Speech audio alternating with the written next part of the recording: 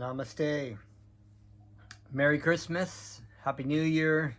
My name is Janapatitas, and we are doing a Bhagavad Gita class again today. We will be reading through, last time we had read through the chapter 1, observing the armies on the battlefield of Kurukshetra, and today we will continue to go back through 1 and read the full Sanskrit transliteration and word-by-word synonyms and the purport by His Divine Grace A.C. Bhaktivedanta. So at this moment, I'd like to first offer my respects to you for continuously tuning in and hearing the wonderful words and wisdom of the Bhagavad Gita. And I'd like to offer my respectful obeisances to my spiritual master, Jagat Guru, Siddha Swarupananda Paramahamsa Srila Prabhupada, who has talked extensively about the Bhagavad Gita, so many lectures on the Bhagavad Gita that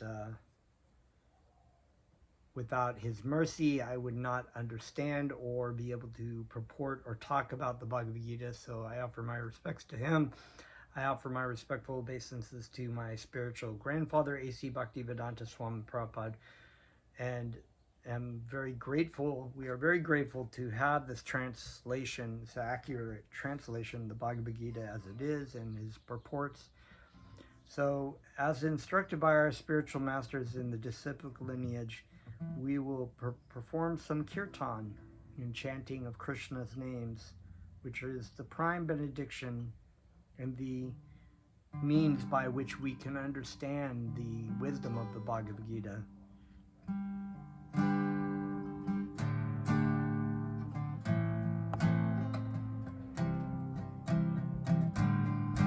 Namo Siddha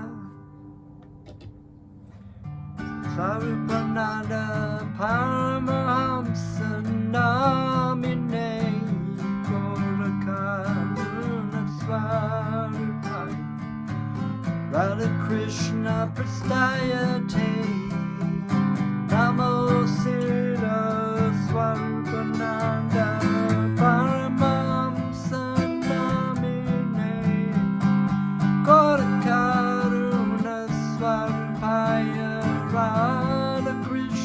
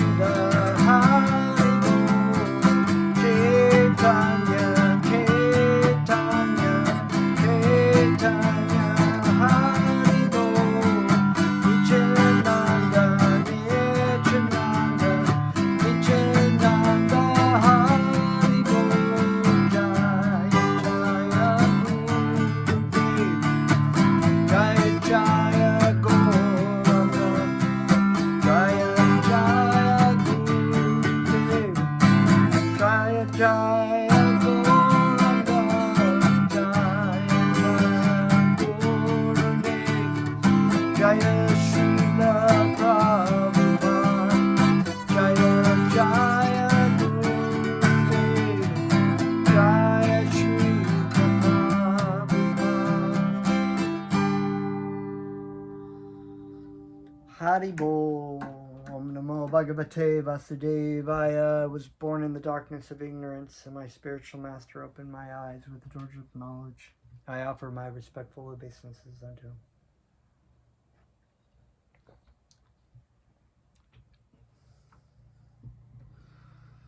So, we start with the Bhagavad Gita as we've read from last time. You go back to the videos in my YouTube channel and listen to the first video, the last video, sorry. I read right through all the verses.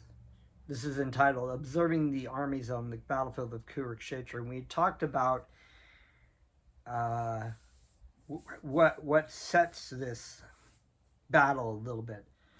Basically, in the Mahabharata, which is the great epic, one of the greatest epic of India. The other one, of course, is the Ramayana.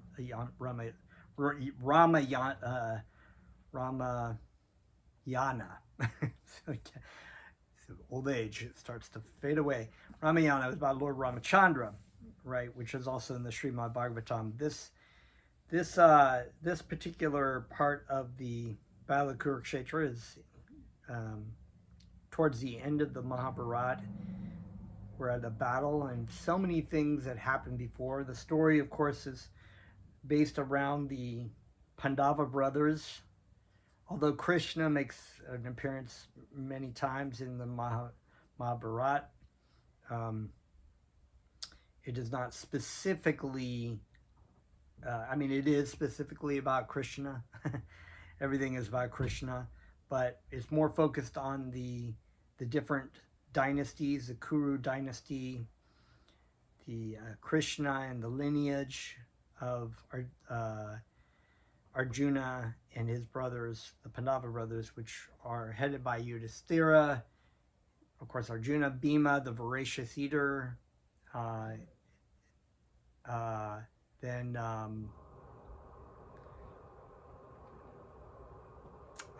Sahadev and Nakula, who are twins. And the Pandava brothers, although their mother was Queen Kunti, and their father was Pandava, who was in the lineage of the king. And right off the top of my head, I can't name the name, but Pandu was the son of Vyasadeva, who had stepped in, of course, to impregnate the queens whose kings in the lineage had been killed off before having any heir. So the queen, of course, at the time had requested Vyasadeva, who was born of this queen. The queen had to come in contact with a great sage, and right off the top of my head, I can't think of the name of the sage either, but if I think about it long enough, but the sage was she had basically been helping her father, who was a fisherman and person who helped people cross the river on their boat, and she helped the great sage Parashuram, not Parshuram. I know it's right on the tip of my mind. Anyway, to cross, and that sage, while was under the influence, of course, of Krishna, because everything is on Krishna's arrangement. Because you say, how would a great sage come under the influence of sexual desire? Although it does happen. Gave birth.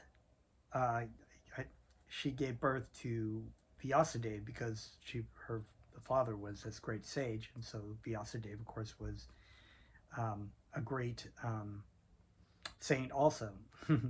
So, and that he was the literary incarnation, actually, of Krishna, who helped compile the Srimad Bhagavatam and the Mahabharata and the Bhagavad Gita and all these the Vedanta Sutras and everything, which is based on the age of Kali.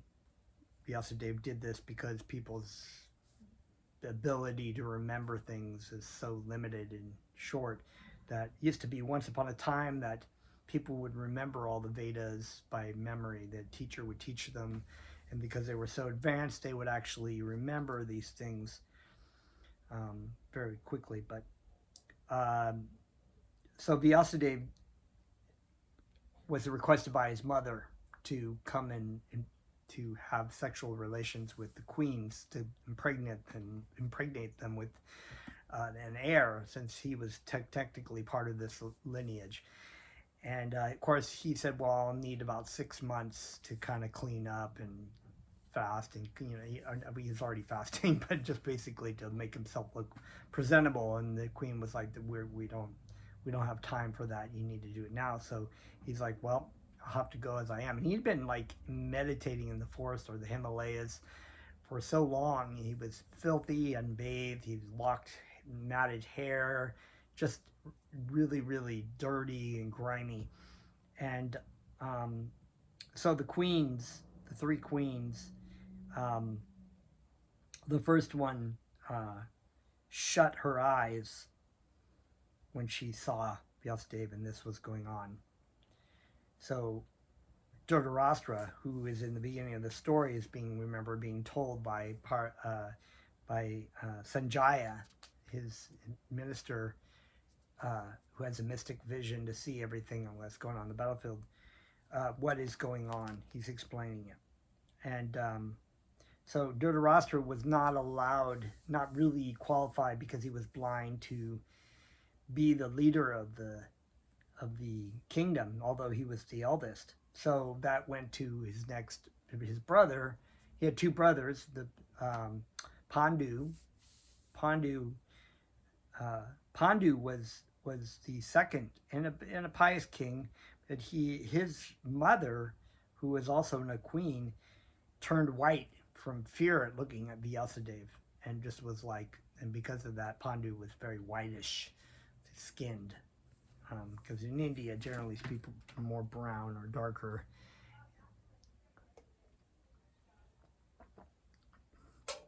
So, and then of course the third time, the queen had the eldest queen had asked her daughter-in-law's first one to have sex again with Vyasadeva, and she was just she couldn't do it. It was so repulsive to her. She's stinky and whatnot. And so she sent her maidservant, but the maidservant was very humble and very accepting and was not afraid of Vyasadeva and did what he was requested of her. But because she was a maidservant, Vidura was born. And Vidura was a great sage, great saintly person who actually gave very good advice to Dhritarashtra all the time. And Vidura, because his mother was a maidservant, he wasn't in really the lineage per se, but he was taken care of by the Kuru dynasty, and he always gave spiritual advice to everyone. So Pandu was the king. He was the king, but because of a curse, which is another story I'll explain maybe sometime, but he basically was killed before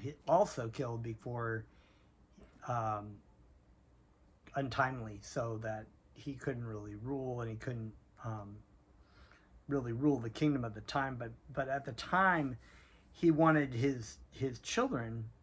I think there was a point where he was actually abstaining from sexual relations because of the curse, and he but his Kunti had also received benedictions for something she had done also. I can't remember what exactly it was, but something she had done when she was younger that basically said that any demigod she wanted to have children with, they would come, and she could invoke this charm, and that would be she did it for Yudhishthira, and Yudhishthira was Yamaraj came, and for Arjuna it was Indra, the king of heaven, and And Bhima was Vayu, the demigod of wind, and then there was the Ashvini twins who came. That there was a twin, Sahadev and Nakula, and there was actually another Karna, who is there's another story that was when Kunti was like, "Oh, but does this really work?" And she did it, and she actually was, she the sun god. She did with the sun Surya, the sun god, and the sun god actually was the father of Karna, and Karna actually ended up being an adversary of the Pandus, and he was the only one who knew that they were all related, but would not, and her mother knew, but just never came out and said that until the end of the battle. So there's stories and stories and stories. So basically, this is where we're leading up to here. There was this great battle, and there was the sons of Dhritarashtra, which are 100, head by Duryodhana, were always envious. They were actually by the means of Krishna to set forth in motion the destruction of many of the Kshatriya race, the princes that were demoniac in at this beginning of age of Kali. This is one of the reasons why Krishna came. So he actually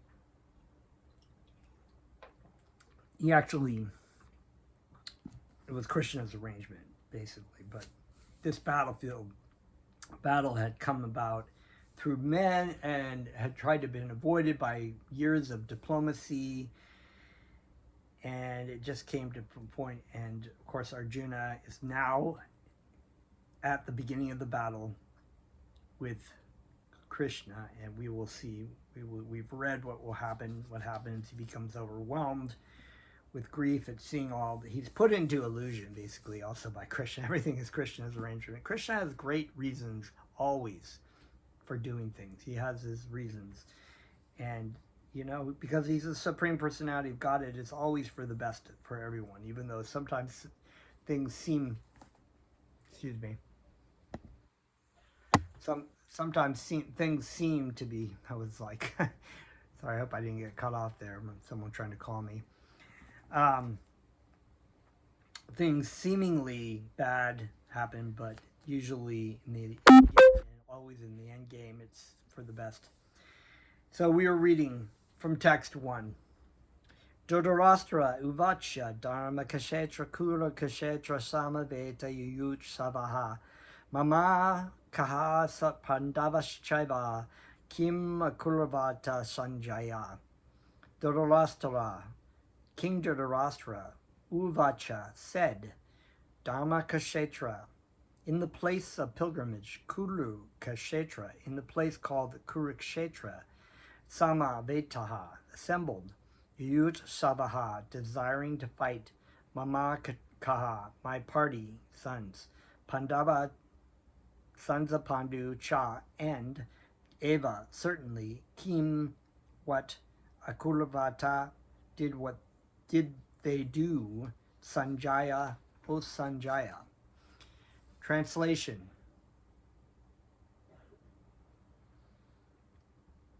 Dhritarashtra said, O Sanjaya, after assembling in the place of pilgrimage at Kurukshetra, what did my sons and the sons of Pandu do, being desirous to fight? So here Dhritarashtra is asking his minister, right? He wants to know, because things are about to start. Purport. Bhagavad Gita is the widely read theistic science summarized in the Gita Mahatmya, glorification of the Gita. There it says that one should read Bhagavad Gita very scrutinizingly with the help of a person who is a devotee of Sri Krishna and try to understand it without personally motivated interpretation. So this is a very important sentence in this very beginning purport. Bhaktivedanta Swami Prabhupada is basically talking about the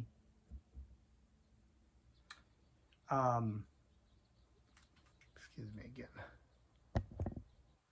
It's talking about the meaning of the Bhagavad Gita, why this is called the Bhagavad Gita as it is.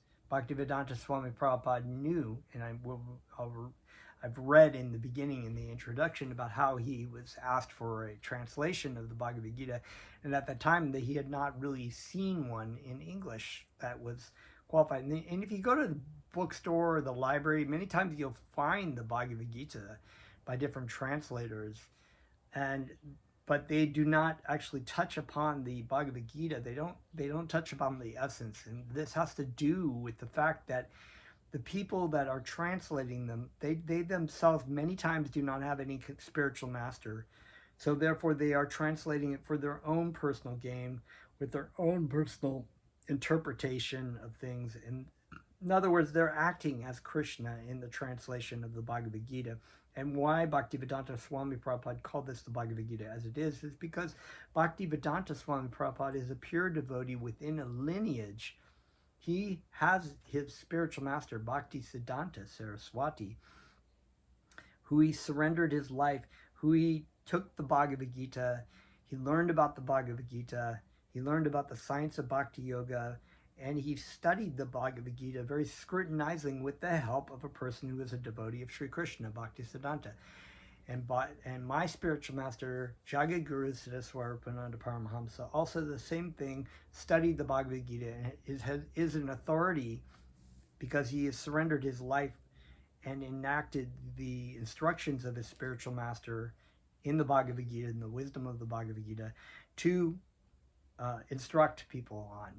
And so my goal as a disciple of Jagadguru is to study the Bhagavad Gita with the help of my spiritual master, with my spiritual master Jagadguru Siddhaswarapananda, and scrutinizingly study it and also teach that to others, and without any personally motivated interpretation. So I'm not saying, you know what, I think Dhritarashtra and Krishna and Sanjaya, they represent a certain aspect of yourself, which is a lot of people do this.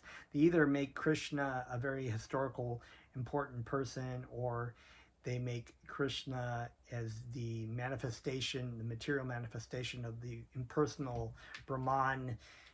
In other words, that Krishna is actually, that the Supreme is speaking through Krishna.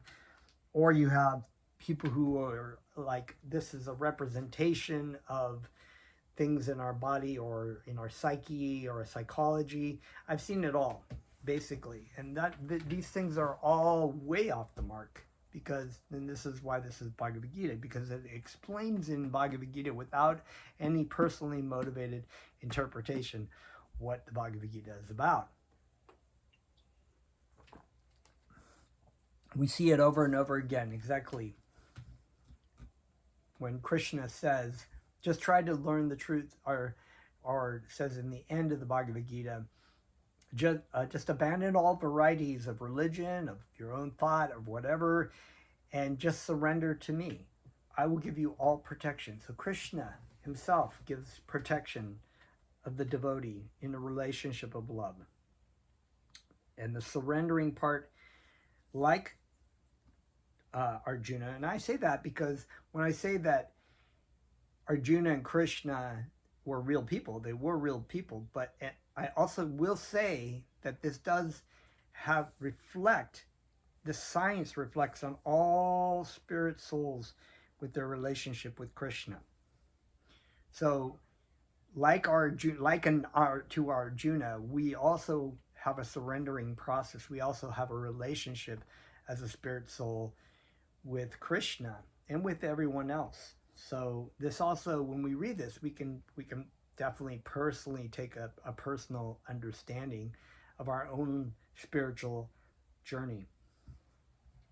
An example of clear understanding is there in the Bhagavad Gita itself, right? And this is what we're saying. It's like there's nothing to interpret or to figure out.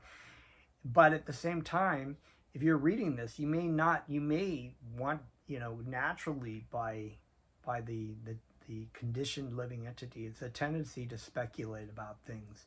You know what I think, and this is what Arjuna got himself into. He was like, you know what I think, what my thought was.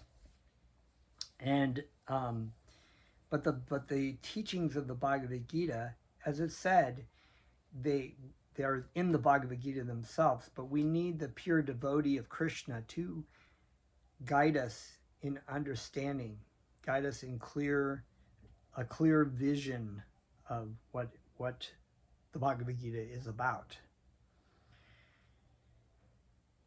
The example of clear understanding is there in the Bhagavad Gita itself. In a way, the teaching is understood by Arjuna, who heard the Gita directly from the Lord. If someone is fortunate enough to understand Bhagavad Gita in the line of disciplic succession without motivated interpretation, then he surpasses all studies of Vedic wisdom and all scriptures of the world. One will find in the Bhagavad Gita all that is contained in other scriptures, but the reader will also find things that are not to be found elsewhere. And so my spiritual master has made this example that sometimes you have other scriptures and they're like the pocket version of a pocket version of the dictionary, right? Or they're like the simple arithmetic. They have truth. They have truth in them, but it is a sort of limited truth. In other words, that they may talk about some things but not others. Like in the Bible, there are many things that Jesus say that are true, but without a larger understanding, it's easy to speculate and get lost in speculation in your own interpretation of things, especially if you don't have a spiritual lineage telling you, no, this is what Jesus Christ was saying. Fortunately, our spiritual lineage, Jesus is part of that lineage, and so therefore what he was teaching can be clearly delineated by the spiritual masters. And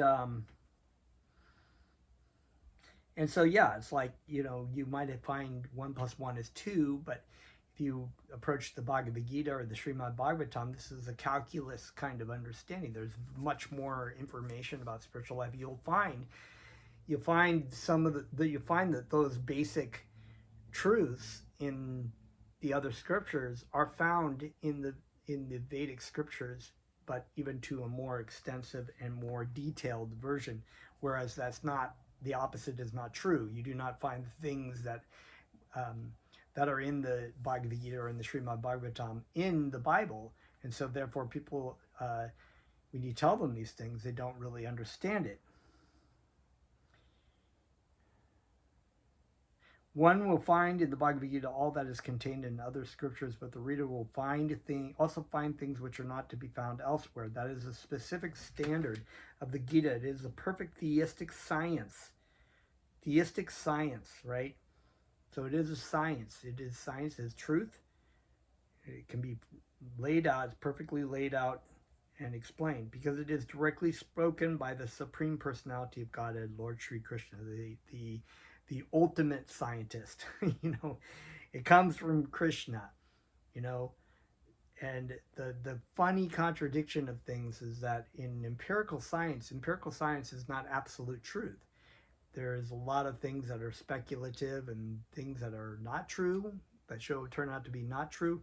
But we have this tendency to be like, well, I need something proven to me. But you can open the book, or the spiritual master, who is also the ultimate scientist, because he is a representative of the Supreme Personality of Godhead, from which all knowledge and information comes from.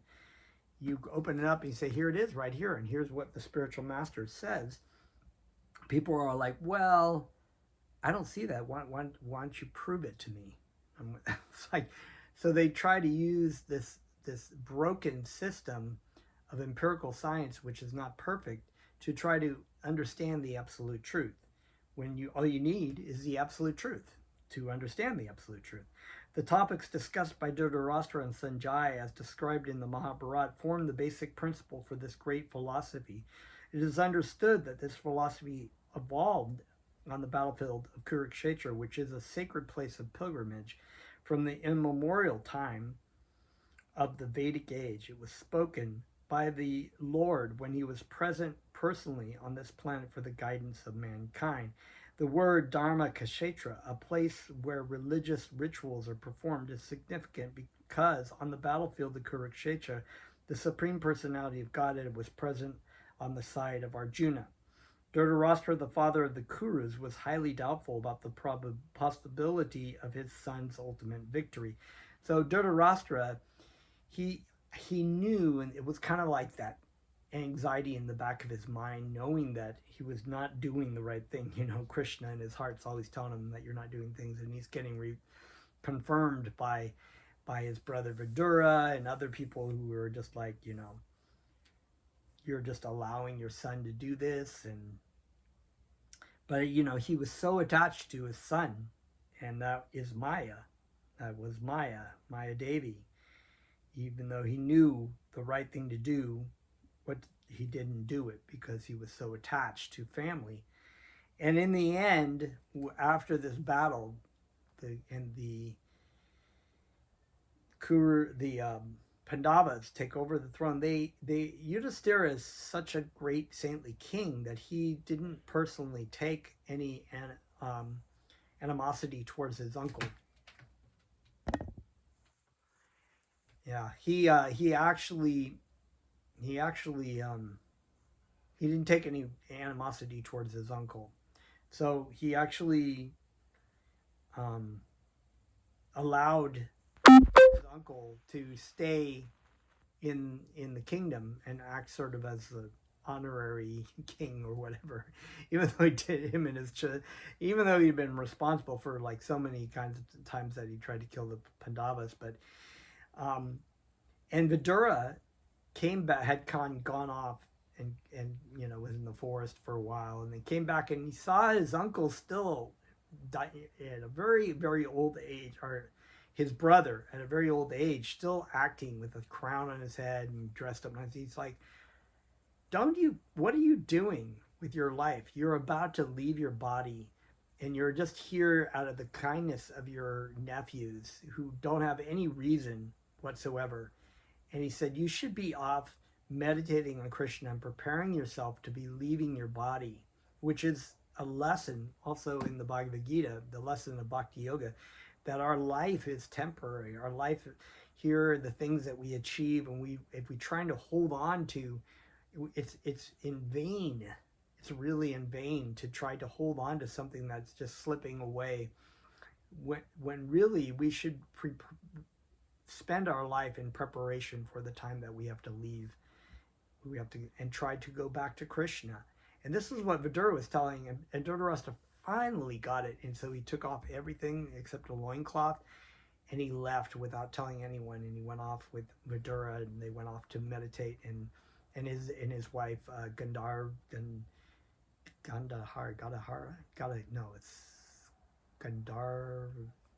Gandhari. I think it's Gandhari. His wife. They all went, and they put on loincloths and put on their just a robe, and yeah, then so they just went off and did that. But finally, that was a really important thing to do. So he was doubtful. He knew. In his doubt, he inquired about from his secretary, Sanjaya, what did my sons and the sons of Pandu do? He was confident that both his sons and the sons of his younger brother, Pandu, were assembled in that field of Kurukshetra. So Kshetra is actually, it's a word that means field. There's a chapter in the Bhagavad Gita that talks more spiritual aspect of Kshetra, as the body as being a Kshetra, you know, like your own Gana Kshetra. That was actually your own field of activities. In other words, the living entity's field of activities, and talking about Krishna being the knower. The knower, in other words, Gana Kshetra is the knower of the field, of our own field. But the knower of all fields is Krishna, who knows all fields of activities, everyone's field of activities. But in this case, this field was a location, a very holy place, actually, that in the Srimad Bhagavatam later, the sages of Naimisharanya also met, and the many sages in the past have met in this great holy battle that Krishna is on, and that the Bhagavad Gita was spoken, was also a field of activity. still his inquiry is significant. He did not want to compromise between the cousins and brothers, and he wanted to be sure of the fate of his sons on the battlefield, because the battle was arranged to be fought at Kurukshetra, which is mentioned elsewhere in the Vedas as a place of worship, even for the denizens of heaven. Dhritarashtra became very fearful about the influence of the holy place on the outcome of the battle. He knew very well that this would influence Arjuna and the sons of Pandu favorably, because by nature they were all virtuous. Yeah, all the Pandus were very virtuous, and Yudhisthira is the most virtuous. They didn't, really the whole situation was just a really evil situation by the sons of Dhritarashtra and by Dhritarashtra himself, who actually sanctioned the murder of his own nephews many times.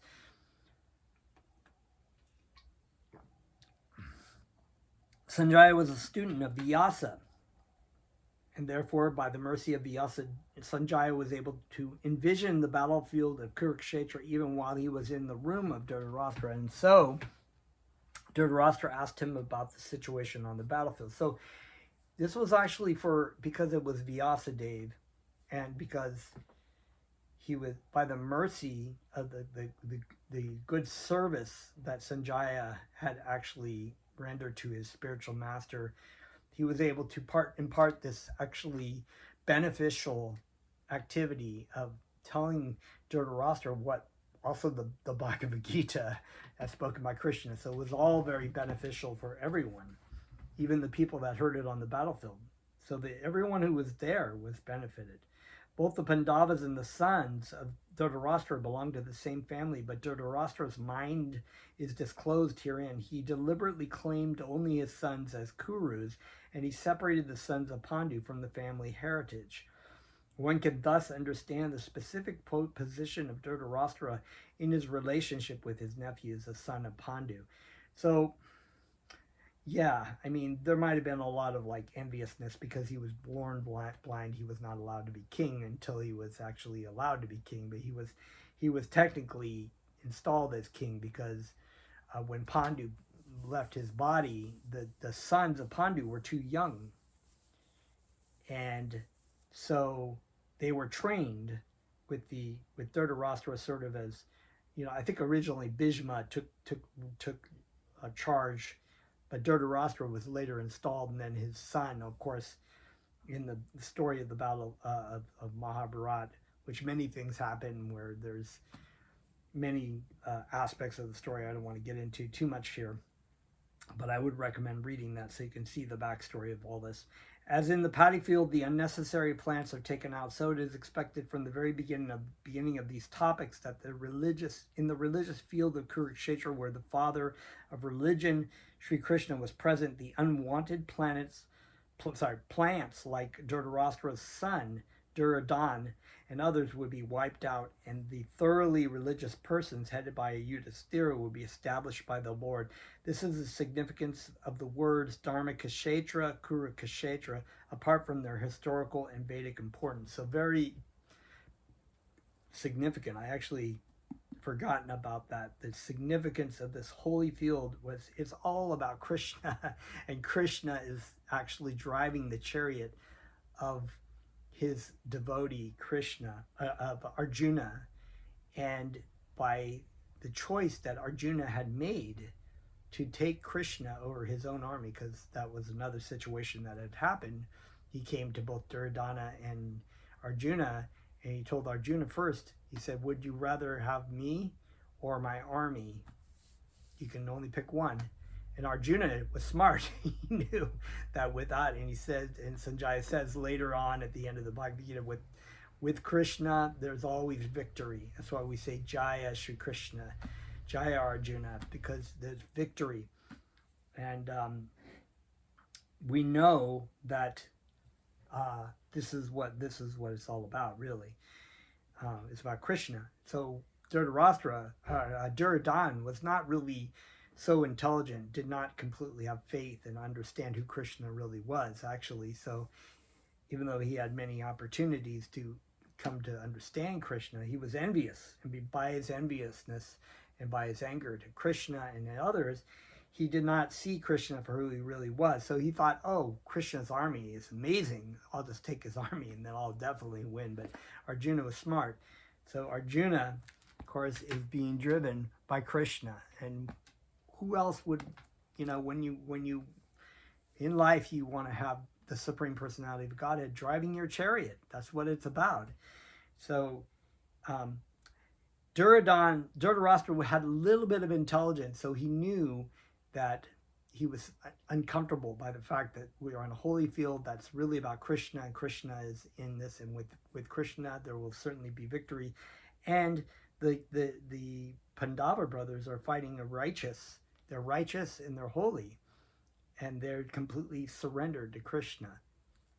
So, text 2, Sanjaya Uvacha, Dristva tu Pandavanikam, Vuyudam Duradanash Tada, Achayam Upashangamya Raja Vachanam Abravrit.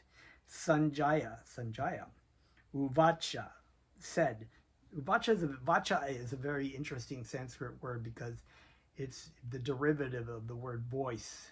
And many times in Sanskrit, when you say uvacha, it means to speak or to say something. Your voice is speaking, right? Dristva, after seeing, too, but Pandava Anikam, the soldiers of the Pandavas, Vuyudam, arranged in military phalanx, Duradana, King Duradana, Tada, at that time, Acharyam, the teacher, Apashangayam, Gamya, approaching nearby, Raja, the king, Vachanam, words, Abhavrit, spoke. Sanjaya said, O king, after looking over the army gathered by the sons of Pandu, King Duryodhana went to his teacher and began to speak the following words. So he was the king. He was actually considered the emperor this time. He wasn't giving back the kingdom. The Pandavas had been reinstated. There have been many times where Duryodhana took over the kingdom and they cheated in a gambling match and sent the Pandavas off to the forest for 13 years, 12 years, and then they came back and they took over, but then there was sort of a back and forth, and where then the Duryodhana installed himself as king, and he wouldn't even give. They were trying to give, okay, why don't you both take land and you guys both rule, and they tried all these kinds of things, but Duryodhana was envious. He was completely envious of his cousins. Dhritarashtra was blind from birth. Unfortunately, he was also bereft of spiritual vision. That is always a really significant thing in the story of Dhritarashtra, because he was a coward, actually. He was a coward and completely attached by material attachments and familial attachments. So to say he had even when he said he was given good spiritual information from his brothers, from everyone, from Krishna, from Balaram, from everyone, he did not have that vision because he was so attached to material things. He knew very well that his sons were equally blind in the matter of religion, and he was sure that they could never reach an understanding with the Pandavas, who were all pious since birth. Still, he was doubtful about the influence of the place of pilgrimage, and Sanjaya could understand his motive in asking about the situation on the battlefield. He wanted, therefore, to encourage the despondent king, and thus he warned him that his sons were not going to make any sort of compromise under the influence of the holy place. Sanjaya therefore informed the king that his son Duryodhana, after seeing the military force of the Pandavas, at once went to the commander-in-chief Dronacharya to inform him of his real position. Although Duryodhana is mentioned as the king, he still had to go to the commander on account of the seriousness of the situation. He was therefore quite fit to be a politician, but Duryodhana's diplomatic veneer could not disguise the fear he felt when he saw the military arrangement of the Pandavas. So we have many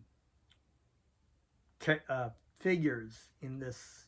Dronacharya was actually a martial king, a martial teacher of the Duryodhana and his brothers, but also the Pandavas, both of them, all of them, actually, since they were all technically part of the Kuru dynasty. They were given instructions.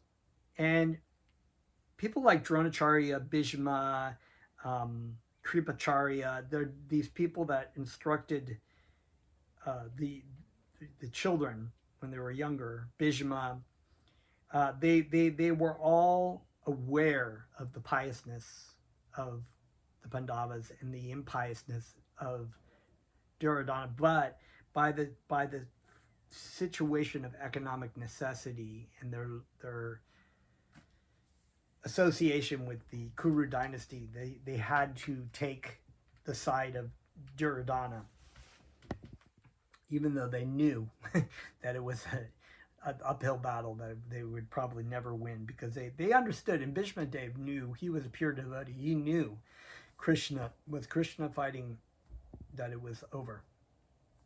That righteousness is always with Krishna and the devotees of Krishna. Text 3. Pasyatyam Pandu Putranam Acharya Mahatim Kamum,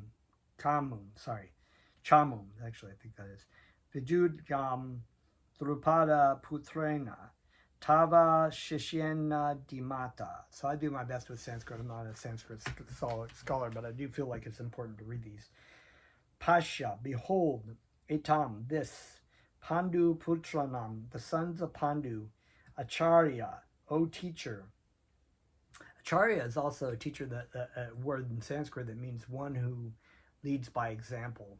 So a true Acharya is a pure devotee of Krishna that takes on who has an Acharya or a spiritual master instructing, just like we were talking about in the beginning, takes the knowledge that they've learned about the Bhagavad Gita from their spiritual master, applies it in their life, and teaches others. So they walk the talk, or talk the walk, or whatever you want to say, however you want to say that. Mahaitim, great. Shamum, military force. Fujam, arranged. Drupada Putrena, the sons of Drupada. Tava, your. Shishyena, disciple. Dimata, very intelligent. O my sons, this is text 3.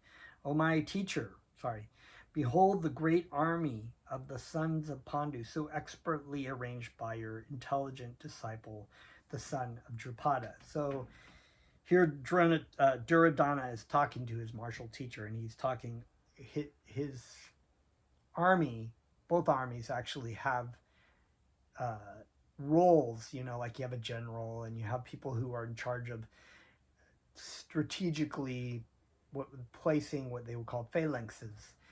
And the phalanxes are arrangements. It's a great arrangement. It's like this great, it's almost like this amazing strategy thing. Okay, we're going to shape our things like a diamond with this person in the back, and that'll have this certain kinds of advantages.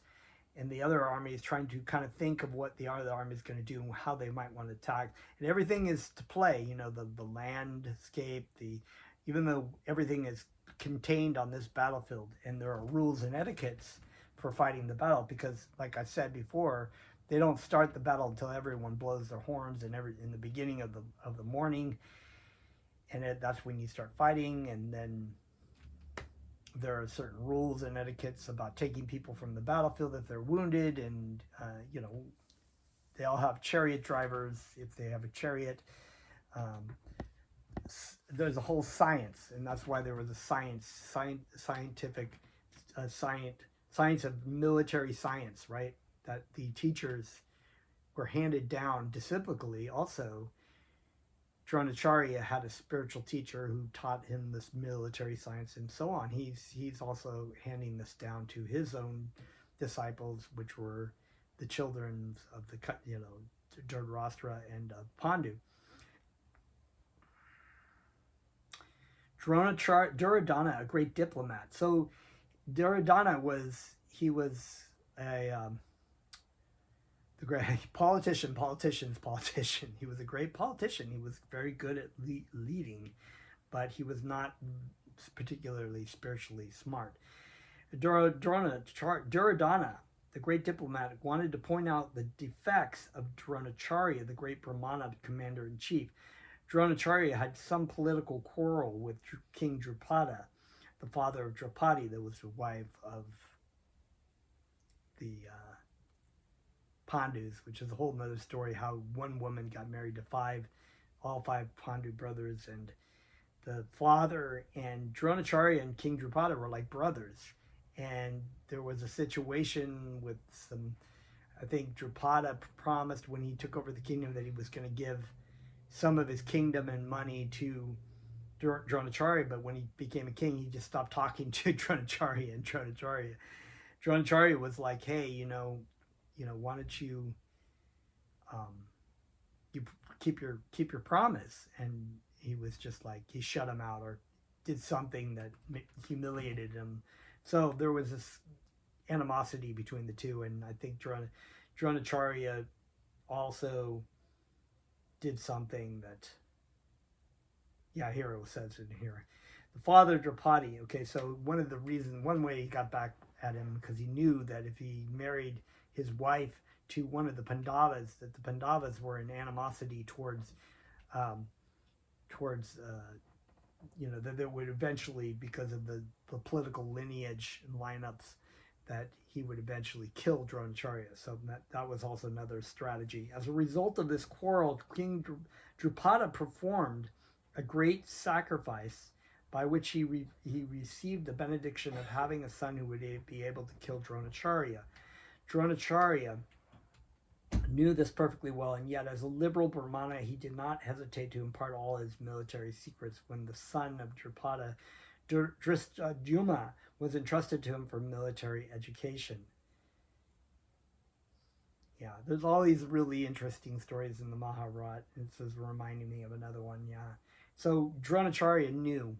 He just knew, but just like Bhishma knew, they all knew, but because they have an etiquette to follow, if somebody approaches you and they're a kshatriya and they're begging you for instruction, it is your duty as a spiritual military science master to do that.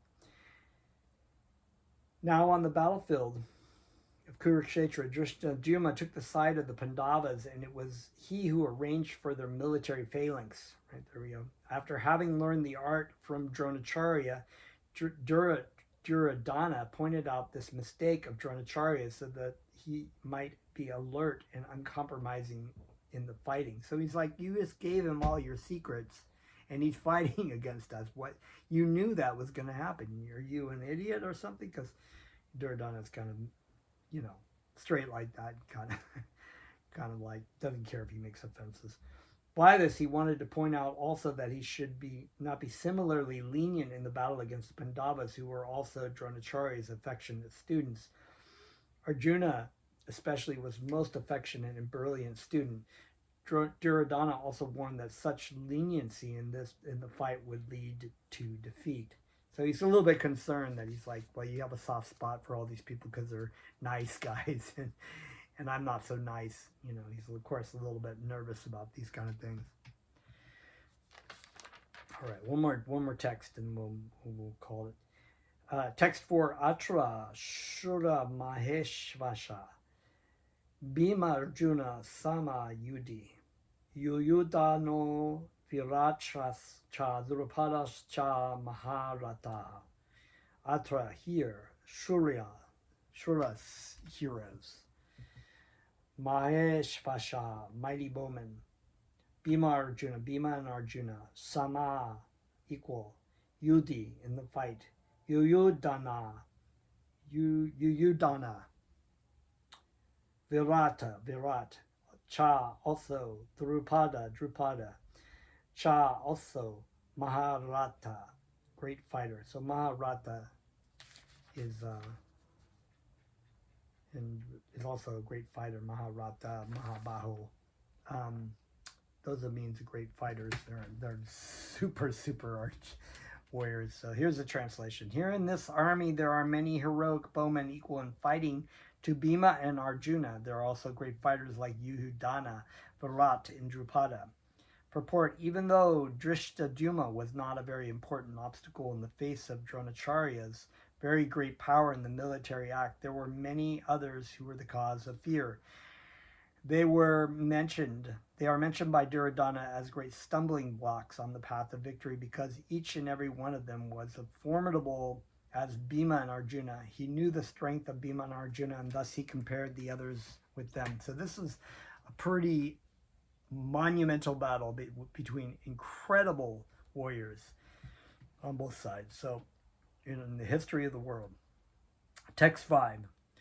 Drista Ketush Chekitana Kashirajascha Virayavan Purujit Kunti Bojascha Shabyascha Nara Pungava Drista Ketu Chekitana Kashiraj Cha, also Viranava, very powerful. Purujit Kunti Boja these are all these warriors. Cha and Shaibya Cha and Nara Pungavana Paha, heroes in human society. Translation for text 5. There are also great, heroic, powerful fighters like Drishtaketu, Chekitana, Kashiraj, Purujit, Kuntiboja, and Shaibya. All right, one more text. Text 6.